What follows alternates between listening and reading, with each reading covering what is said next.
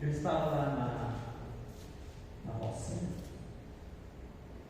e eu tenho a Bíblia no celular e eu gosto de ficar meditando, aí ela me avisa a hora que o telefone bate no sino, a hora que é a hora de eu ler, a hora de eu meditar na Bíblia, né? E acho que todos nós precisamos disso, né?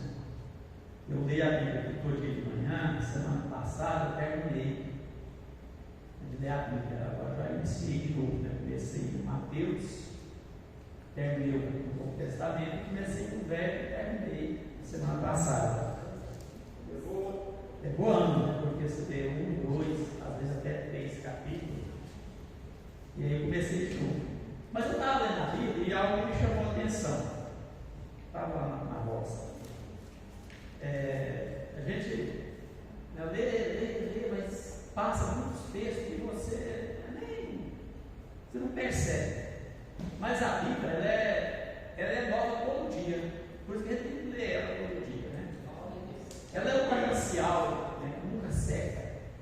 A Bíblia é a palavra do Senhor. Então é algo assim que você pode tomar todos os momentos da sua vida. Você tem que tomar. Jesus falou assim, né? A água que eu te der, a palavra dele. A água que eu te der. Então, irmãos, nós temos que cultivar o costume, o bom costume, né, de todo dia ler a Bíblia. O Salmo 1 diz: aquele que medita de dia e de noite. Você faz uma reflexão aí para você ver o quanto que você está lendo a Bíblia, o quanto que eu estou lendo a Bíblia. Mas diz assim, tendo Jesus dito essas palavras, saiu juntamente com seus discípulos para o outro lado do ribeiro Cedron, onde havia um jardim, e aí entrou com eles.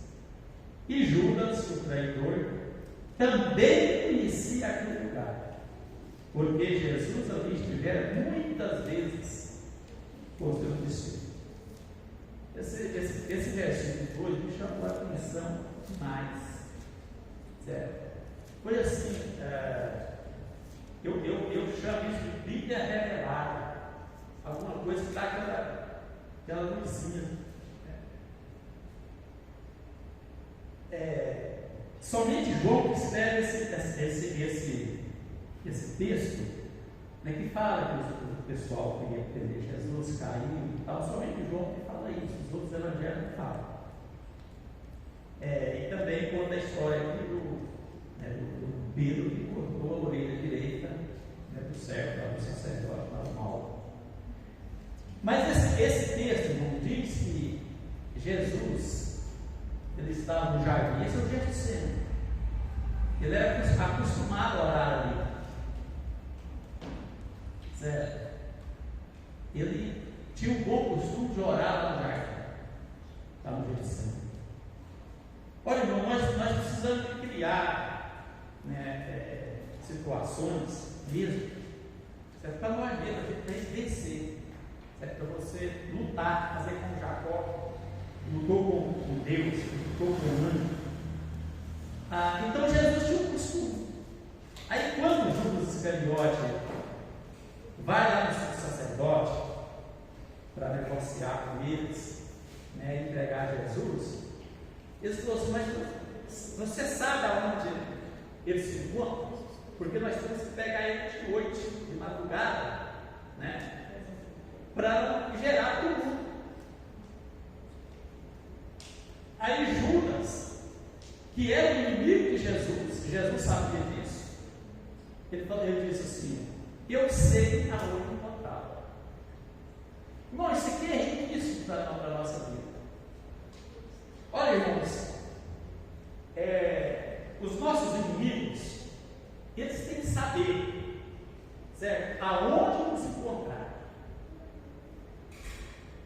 certo, para ver que nós estamos em oração.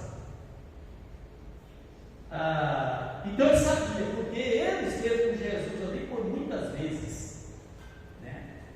Eu fiquei pensando assim, falei: poxa vida, olha,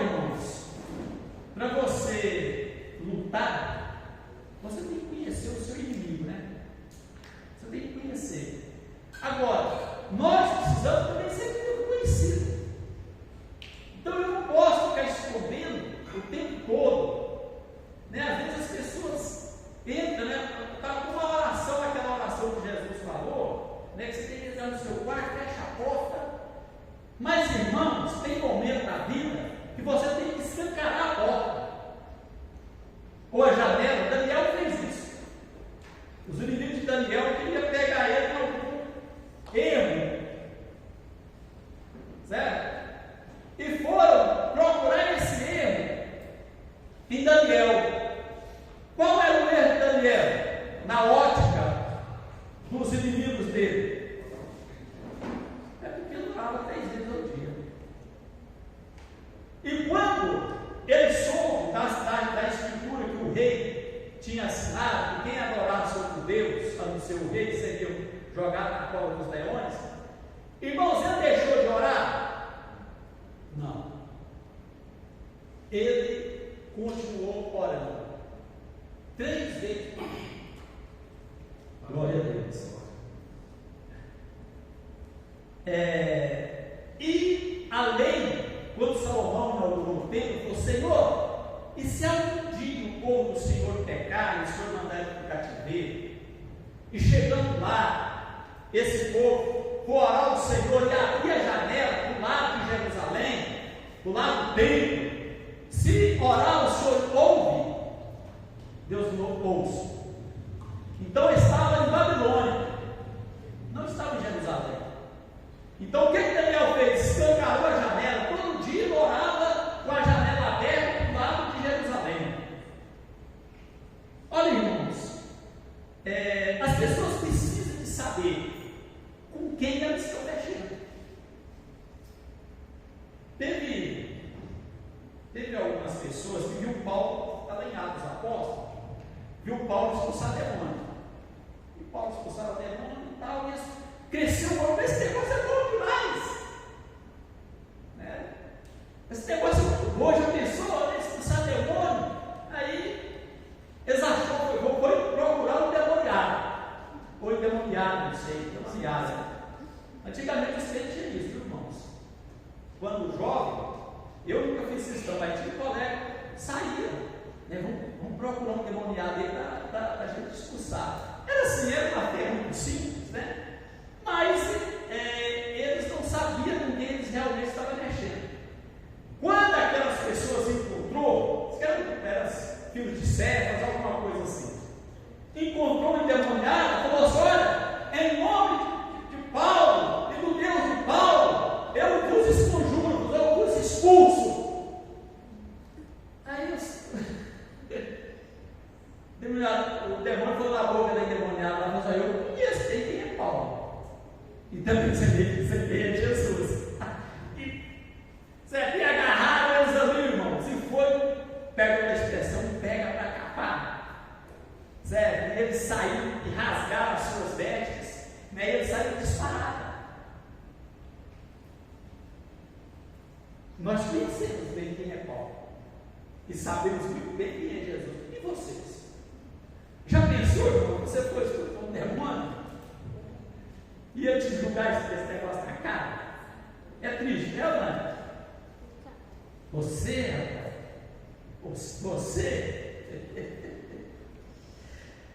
Mas, irmãos, o que eu acho incrível é que Judas conhecia, eu conhecia os passos de Jesus.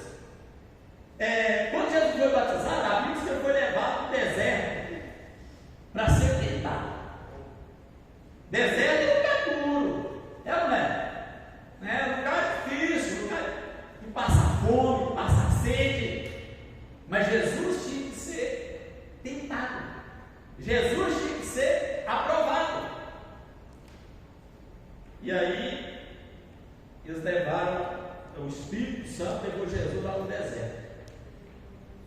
E o diabo, irmãos, ele é astucioso e ele queria depender de Jesus.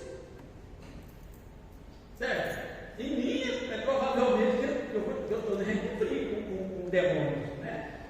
As pessoas ficam brincando com o demônio, né? Vou pisar na cabeça do diabo, não sei o quê. Só teve um que pisou na cabeça de Satanás, até hoje. E não vai ter mais ninguém. Só Jesus Cristo, viu, irmãos?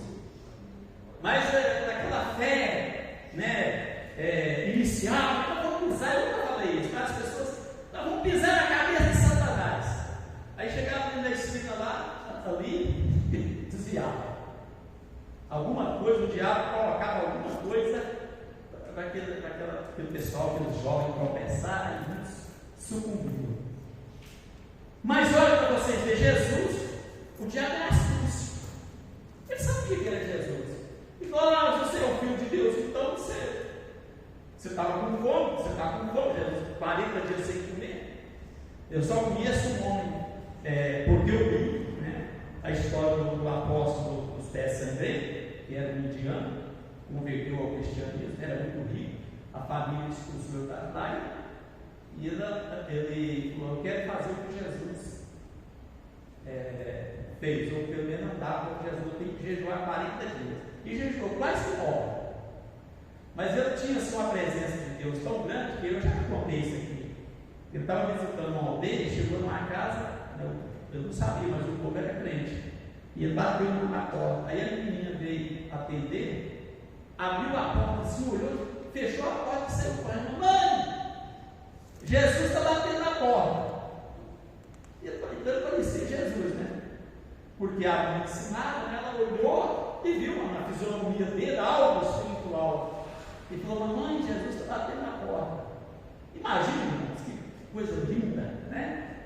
Então, se você é o Filho de Deus, transforma essas pedras em pães. Aí Jesus, irmãos, é um dos clássicos assim, da Bíblia, que a gente fica assim, você lê, né? E Jesus falou assim: olha, não só de pão viverá o homem, mas de toda a palavra que procede da boca de Deus. É por isso que a palavra é percebida ou ouvida. Agora vocês estão ouvindo. Capítulo 1 de Apocalipse: bem-aventurado o que lê e o que ouve as palavras desta palavra. Então, não só de pão viverá o homem, mas de toda a palavra que procede da boca de Deus. E Deus falou assim no capítulo 55 de Isaías: a palavra que procede, ou que sai da minha boca, não voltará para mim vazia, antes fará o que lhe apraz, para a qual eu enviei. E nós não damos valor na palavra. Os brasileiros é muito relaxados em relação à Bíblia. Acha a Bíblia por todo lado aí, mas ler a Bíblia. Mas, voltando ao assunto aqui que eu quero frisar aqui, Judas conhecia o lugar que Jesus orava. Lá em Londres tem um museu de John Wesley, que foi um pregador do século XVIII, muito famoso, certo? Ele pregou em muitos países, e eles acharam a agenda de Wesley, né, anotada. Parece que ele teve 100.000 orações respondidas, né? E aí, lá no museu, era da casa dele,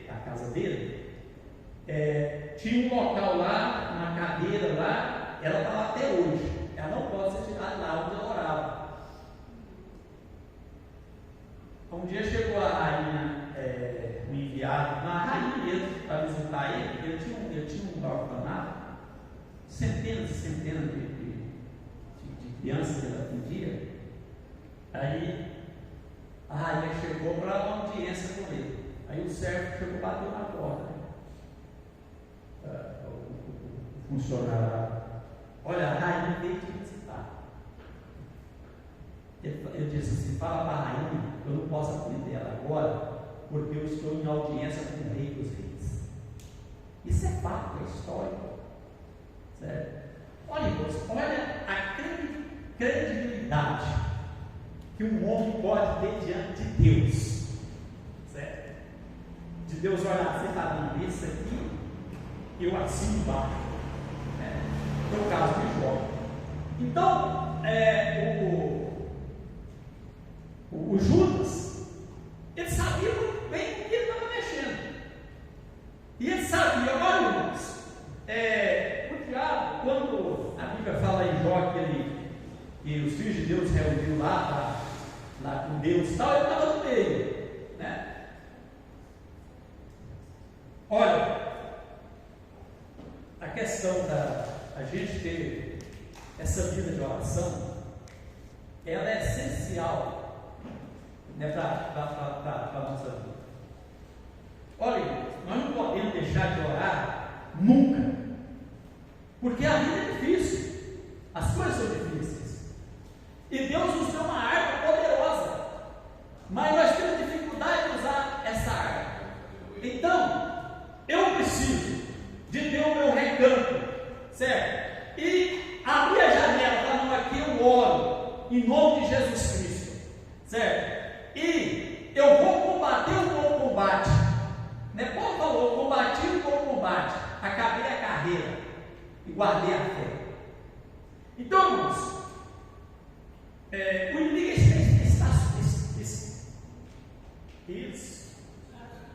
como é que fala aí? Astucioso. Mas eu preciso saber que você é uma pessoa de Deus e que ele não adianta ele chegar, né, com estilingue para te ferir, não. Ele precisa de uma espada mesmo. Então o Judas falou assim: eu sei aonde está. Isso é profundo, viu, irmãos? O diabo precisa saber aonde eu estou. Se eu estiver no boteco, o diabo vai dizer, está lá no boteco. É ou não é? Ou em qualquer outro lugar. O diabo vai seguir. Eu estou lá. Não, o Mauro Basílio não sai lá do botiquinho lá da esquina. O Mauro Basílio não sai lá de outro lugar qualquer. Mas o inimigo, ele fala, eu conheço, vou falar meu nome, né? Eu conheço o João. Ó, nesse horário, ó, 5 horas ou 3 horas da manhã, ele está lá no quarto dele orando. Eu conheço ele. Não adianta, eu conheço algumas histórias de pessoas que o diabo foi combater, porque o Satanás, você sabe que ele é chefe do reino. E ele tem servos. O Alexandre falou que servos ele não serve. O diabo também tem. Ele é um reino também. Certo? Existe o reino de Deus e existe o reino de Satanás. Aí ele enviou, tinha um homem que orava, né, tinha comunhão com Deus, e ele enviou alguém, né, uns demônios, para ir lá para fazer alguma coisa com o irmão. Mas quando ele chega lá, o irmão estava numa oração fervorosa, uma comunhão com Deus. E ele chegou e falou com o diabo assim: olha, nós fomos lá, mas não dá para entrar lá não. Lá é fogo puro. A gente queima. Aí Satanás arregimenta. Não, então agora é o seguinte: pega os de menos patente e vai com os grandes patentes. Porque lá também é assim, irmãos. Tem demônios mais fracos, demônios mais fortes, demônios, certo? É uma hierarquia. Não é uma coisa muito militar. É hierarquia. Não, então manda esse alta patente. Certo? E eles foram. Chegaram lá, né, e pelejaram, mas não tinha jeito, irmãos. E outra coisa, segundo a história que eu li, eu não lembro de qual livro que eu li. Quando um demônio é enviado para fazer alguém, derrubar alguém pecar e tal, e que ele não consegue cumprir ordem, ele será castigado. Mas se no reino de Deus existe, né, por que no reino do diabo não existe também? Né? Deus falou: servo do mal e infiel. Né, eu te dei o pouco, né, nem o pouco você conseguiu multiplicar. Então tira o dedo e não tem nada e dá para quem tem muito. Então, esses demônios que são enviados e não conseguem fazer o que o chefe mandou, eles sofrem reprimendas. Mas eu achei super incrível, né? Porque o Judas ele andava com Jesus, mas ele conhecia os passos. Olha, irmãos, eu falei outro dia sobre estar debaixo da asa do Altíssimo. Imagina, o demônio enviado fala, mas lá não tem como eu entrar lá, porque ele está debaixo das asas do Altíssimo. Então, irmãos, nós precisamos de estar aonde Deus possa estar. Eu já falei para vocês aqui, às vezes eu conto muito meus testemunhos, mas é porque assim, não é nada de ficar gloriando, pelo contrário, certo? Eu sei que Deus me chamou na minha adolescência, né? E eu estou crente até hoje, né? E vou ficar crente até Jesus voltar, e depois não preciso ser mais crente, não. E lá do céu não ser crente, não, viu, irmãos? Né? Lá você não ter fé, não. Lá do céu você não ter fé, não.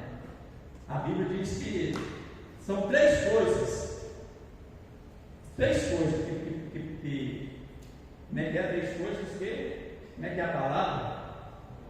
É que subsiste, né? É a fé, a esperança e o amor. Se a fé ela vai acabar, a esperança também, né? Mas o amor não acaba. Então, às vezes eu fico contando aqui a minha vida para os irmãos, mas eu acho que para edificação de vocês, eu tinha lá na chácara do meu pai uns 3 ou 4 homens que tal hora do dia, que se fosse um desses 3 ou 4, achava eu ajoelhado lá com a boca no pó, a boca na areia, e tinha um córrego que fazia uma curva, era o lugar que eu mais gostava de orar. Tinha um matinho, né, e eu ficava lá horas e horas lá orando. Então, olha para vocês verem como que nós devemos ser conhecidos. Eu sei que algumas pessoas, alguns pescadores, alguns que, eu não discutia nada, falou com meu pai, eu ouvi o Mauro orando em tal lugar. Então, nós precisamos ter uma vida diante de Deus. O nosso inimigo precisa de saber, não,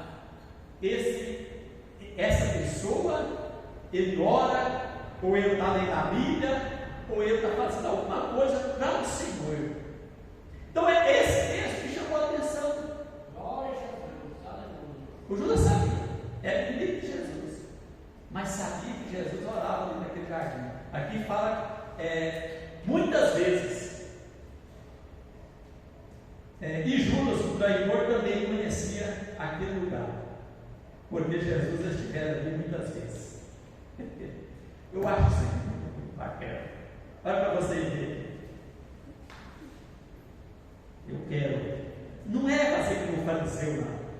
O fariseu, ele tinha um orgulho, ele achava que ele era melhor que os outros, ele ia para a esquina ali, né, todo vestido de sacerdote, com um vestidão lá diferente. E estava lá, né? Orando, com a intenção de alguém passar e falar assim: olha, ele é crente. Aí Jesus chamou de hipócrita, né? Então a gente tem que ter a motivação. É para alguém ver, ou é porque você gosta de Deus mesmo, né? E quer a bênção de Deus, certo? E que quer ser reconhecido como autoridade de Deus. Esse tempo o Alexandre até falou aqui sobre a questão dos embaixadores, né? A Bíblia diz que nós somos embaixadores. Então eu tenho que representar o meu reino, certo? Como o diabo tem os seus embaixadores e representa o reino nas trevas, Jesus tem um reino dentro que é a igreja e que representa ele aqui.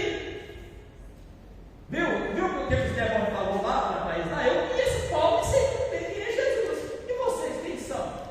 Irmãos, aí a pergunta que não se quer calar. E nós?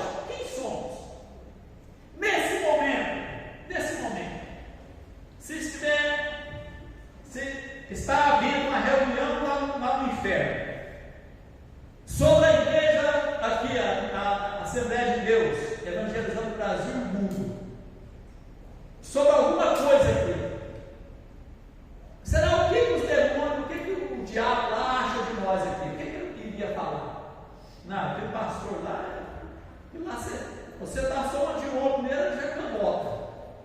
É ou não é?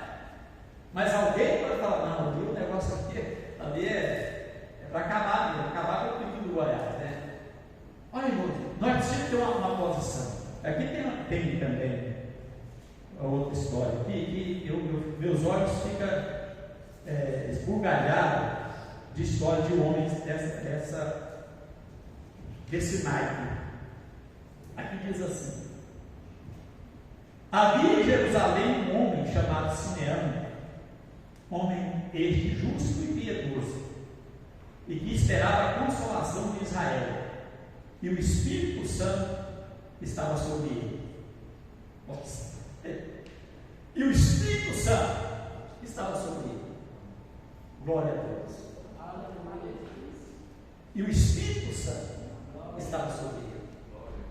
Irmãos, e o Espírito Santo está sobre nós.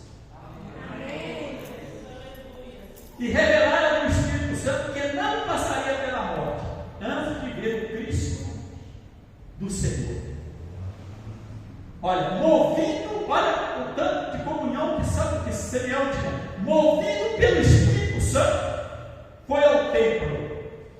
E quando os pais trouxeram o menino Jesus para fazer com ele o que a lei ordenava, né, que tinha que apresentar, Simeão tomou nos braços e louvou a Deus, dizendo: agora, Senhor, olha a comunhão desse homem. Será que ele tinha medo da morte?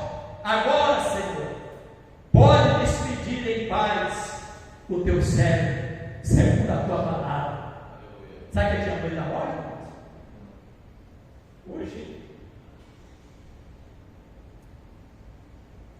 Ontem, não sei, faleceu um pastor lá na igreja de Belenzinho, em São Paulo. Eu não conhecia esse pastor, né? Ele era certamente muito conhecido da igreja.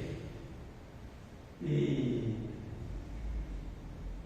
eu tenho um grupo, sou do grupo CGAD, e esse é a nossa Convenção Geral das Assembleias de Deus do Brasil. E ele faleceu hoje, acho que era hoje ou ontem, que estava lá velando ele, quando, inclusive, o presidente da CGAD, da Assembleia de Deus do Brasil, né, numa alça do caixão, levando para fora do templo. É um templo muito grande, muito bonito, lá em Belenzinho, São Paulo. Então, eles passaram o vídeo deles, uma semana antes, ele sonhou, o Senhor Jesus falou para ele: o seu nome está escrito no livro da vida. E ele estava falando com os irmãos, exortando os irmãos: olha, irmãos, Deus me mostrou meu nome lá no livro da vida. Passou a semana, o Senhor levou ele. Será que eu estava preparado? É muito bom, não é? E aí ele está lá com o Senhor Jesus. Então, o Espírito Santo pega Simeão, leva no templo, e ele vê a grande salvação, ele pega Jesus e começa a profetizar. E fala: agora despede em paz o seu servo, porque a promessa que o Senhor fez se cumpriu. Aleluia. Glória a Deus. Esse é o tipo de crente que eu tenho que copiar. Eu preciso ser. Deixa eu só terminar o assunto do Wesley. Aí o Billy Graham, que foi o grande pregador do século passado, do século XX, foi o maior evangelista, Billy Graham, você está achando lá. Ele chegou lá e foi lá visitar. Aí está a cadeira lá, não pode sair de lá não. Aí ele era jovem ainda, o pastor que levou aquele tanto de jovem americano lá em Londres, né? E lá era uma excursão, né? Saindo de lá para em outro passeio, deu falta do Billy Graham. Mas cadê o Billy Graham? E procura lá, não acha o Billy Graham, né? Estava que nem o José mais a Maria, né? Cadê Jesus? 3 dias? Mas descuidar demais, né? Perdão, esquece, vai ter uns pais, umas mães descuidar demais. Cadê Jesus? Vou voltar lá em Jerusalém, lá no templo. O Chico estava lá. Glória a Deus, né? Achou ele lá. Ele estava no templo. Aí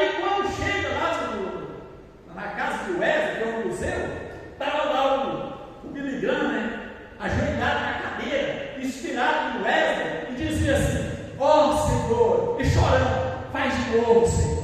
Faz de novo. Certo? Faça de novo. Para fazer o quê? O avivamento que ele fez. Na Vilduela, da Inglaterra, da Escócia, né, da América. E eu orava e chorava. Faça de novo, Senhor. Irmãos, isso é o Espírito Santo que faz isso. Mas não fica só na história de Simeão.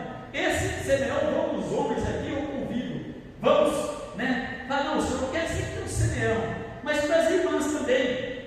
Tinha lá uma profetisa chamada Ana, da tribo de Azer. E era uma senhorinha já idosa. E diz que vivera com seu marido 7 anos desde que se casaram. E que era viúva de 84 anos. 84 anos. Sabe o que ela fazia, irmãos? Escute bem. Escute bem. Esta não deixava o quê? Você não sabe. Você não sabe onde eu estou lendo? Eu estou lendo capítulo 2 de Lucas. Mas deixa eu ler aqui, verso 37. E que era viúva de 84 anos. Esta não deixava o templo, mas adorava noite e dia, em jejuns e orações. E chegando naquela hora, dava graças a Deus e falava a respeito do menino a todos os que esperavam a redenção em Jerusalém. Uma senhorinha de 84 anos não deixava o templo e oração dia e noite. Aí vai lá no inferno e procura para Satanás. Mexe lá com a Ana, com a tribo de Azer, 84, mexe com ela lá. Ele fala, eu não vou nada. Não vou nada. Irmãos. Não é que nem vai com Jesus, ele com o diabo. No final das contas, arreda Satanás. Né? Eu vi uma frase bonita, eu tenho que terminar, que a Aline vai falar. Deixa eu ver um pouquinho de água aqui.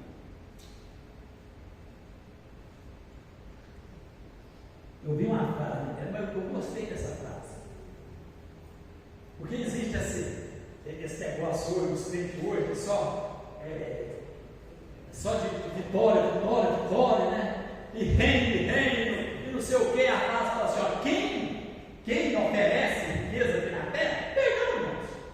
Certo? Eu quero ser milionário, eu quero ser um camarada muito rico, certo? Para me fazer um grande tempo, encher de aulas lá, é o meu sonho.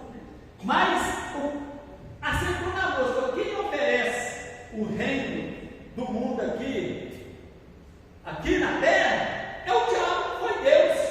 Eu falei, beleza. E foi mesmo.